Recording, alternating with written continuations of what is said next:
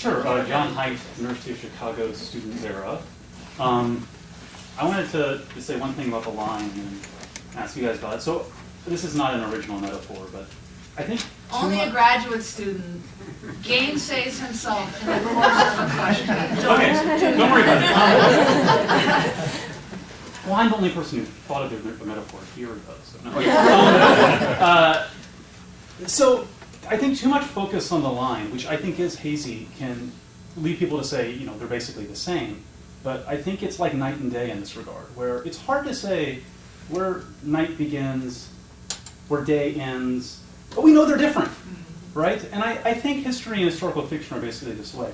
And one difference, which I'm going to throw out there, which as someone who both studies mentality in the past and writes historical fiction, this is something I've had issues with, is the issue of verisimilitude versus accuracy, which we've discussed.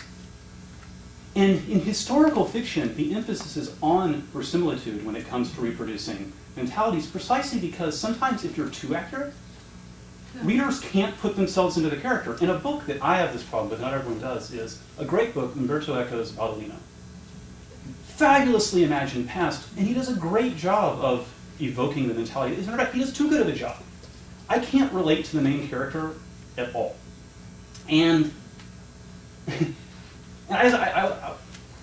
especially the novelists up there, I would just like to hear you speak to the fact, the idea of, like, are there times when you feel like you actually have to draw back from accuracy? And have you ever been, because I actually have been asked to be less accurate before, and wondering if that's ever happened to you. Definitely in my first novel, it should be, if it's in the voice of this maid, it should be an archaic Derbyshire dialect, 17th century. Nobody would have read it. So I use a few archaic Derbyshire dialect terms for a sense of authenticity, which is not the thing itself.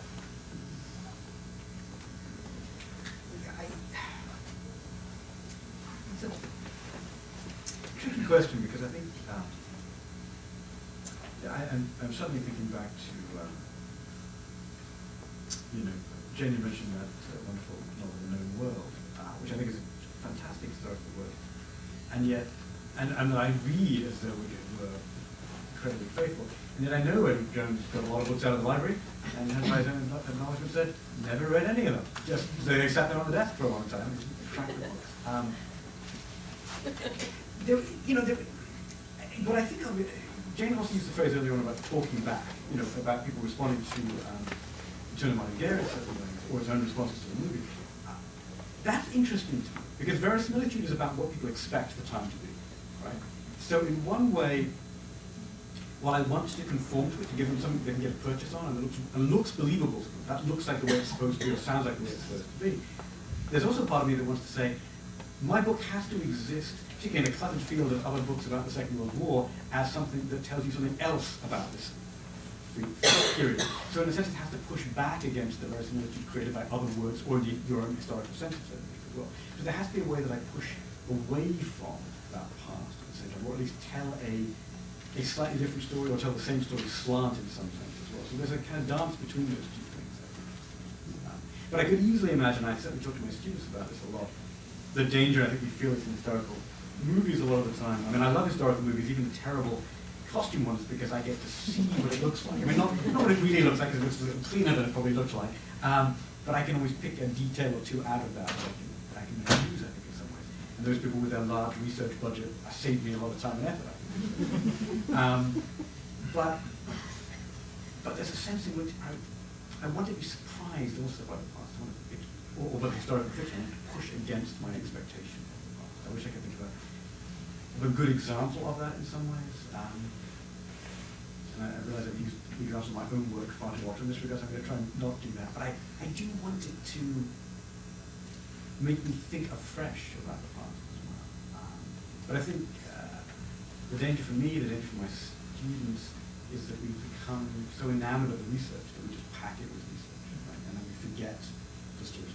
We want to rely upon knowledge as our fundamental authority, whereas what we want to do is an amalgam of knowledge and speculative truth about a character to carry that authority.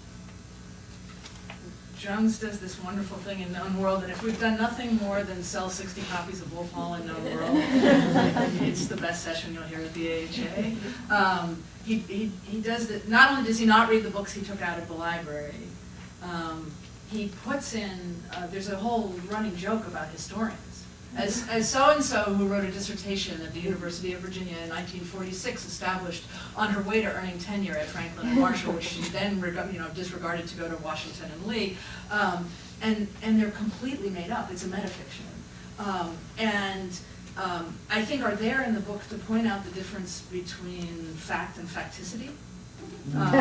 So that, the thing that he knows that is unimpeachably true and that is urgently important to the fiction is that some small percentage of slave owners in Virginia, in real Virginia as well as his fictional Manchester County, were African American. That is verifiably true, is a crucial launching pad of this fiction. But there's a lot of play about what a historian, what a factitiously minded novelist even would do in such a work. And I guess the other thing I'll say in response to this nifty question, most writing problems in most genres can be solved by taking away. So I don't know if it's a pulling back from accuracy or just a pulling back from loadedness. Many things are solved by being thinned out. Yes. My name is Ezer, I'm a student at Yale, and I'm just wondering about pastiche, about these, and from my experience in Latin American film, especially, but also novels, there's a lot of liberty in a lot of the films. There are different techniques of doing this, but putting documentary parts into the fictional film. And you mentioned dead certainties, and I guess it's interesting that for you it's a moment that's for historians is dead. It happened a little bit in the 90s. Dead certainties, dead history. Exactly. Because I'm wondering, maybe we're just too conservative. And maybe, I mean, if the novel had been tried twice or three times, and they were pretty bad novels, and they would be dumped, we wouldn't have a novel. But I'm wondering if this is just something that, because in film it's so successful. I mean, there's movies like Memorias de su Desarrollo, which is an amazing Cuban film from 1968. It uses extensive documentary parts in it. Huge impact, emotional when it happens. And why are historians so afraid of doing that, of playing with that line? Is that, I mean, I think there's two questions there. One is about playing with that line, but the other is about playing with form. I think we do way too little playing with form.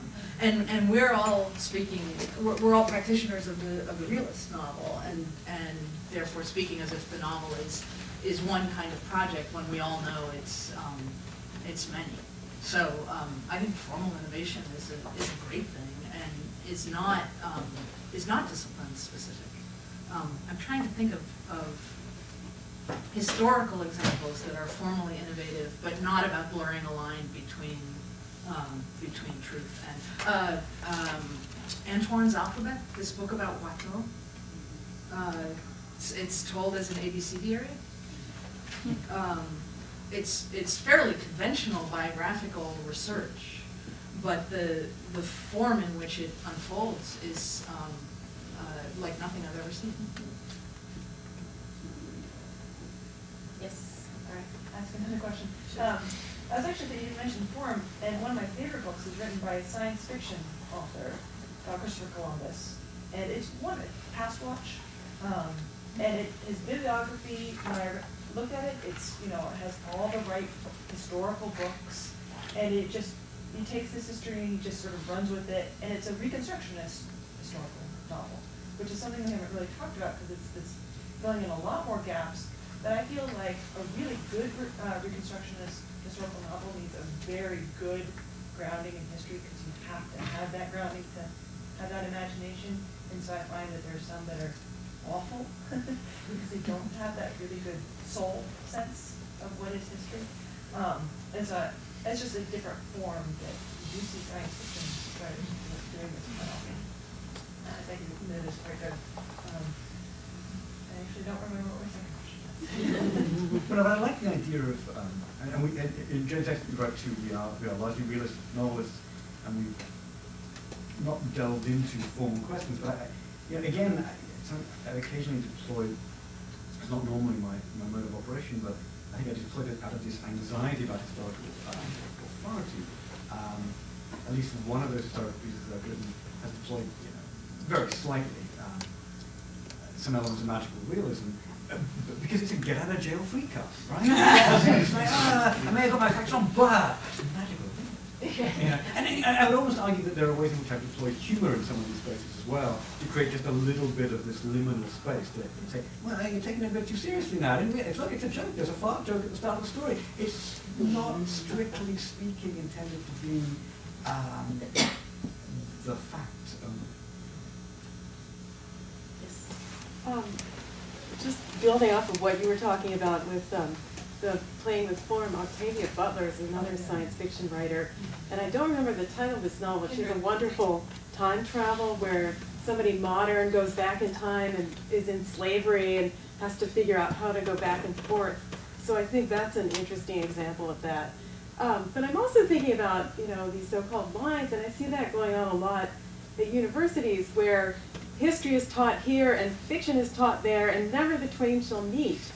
And I wish there would be more creativity in some of the programs where you could do both. I was an American Studies major at Wesleyan University, and we did that all the time. We would study the fiction of the period alongside the history of the period, and I feel like I got a much greater understanding of that as we went through in the classroom. So I'm just, I guess, putting a word out there for professors and people who are teaching to think more about that. Well, maybe the question is why interdisciplinary study is so difficult. Why we talk about how much we like it and resist it institutionally. Yeah. I have a question. Please say who you are so we have a sense of who you are as an individual. And I was wondering how your students, Jane, particularly react to your novel, especially the racy part. I never talk about it. Do they ever mention reading it though in class? In a kind of like, that's what I'm saying. yeah. And there actually have been places, we were talking before the panel about whether we teach our own work. There have been places where it would have been useful to assign a piece of it, actually thinking about things like epistolary. I taught an 18th century course last term that was literature and fiction. I co-taught it with a comparative literature colleague. Had a wonderful time, and I would have loved to talk about playing with epistolary, but I was afraid of creating a hostile environment by assigning it. I'm literally fearful of, I care not about how racy what they read is that was, we assigned Tom Jones. Right. But I don't want them to think about my body, very frankly. So it was bad enough teaching while pregnant. I don't want them to read, yeah. You should assign it though.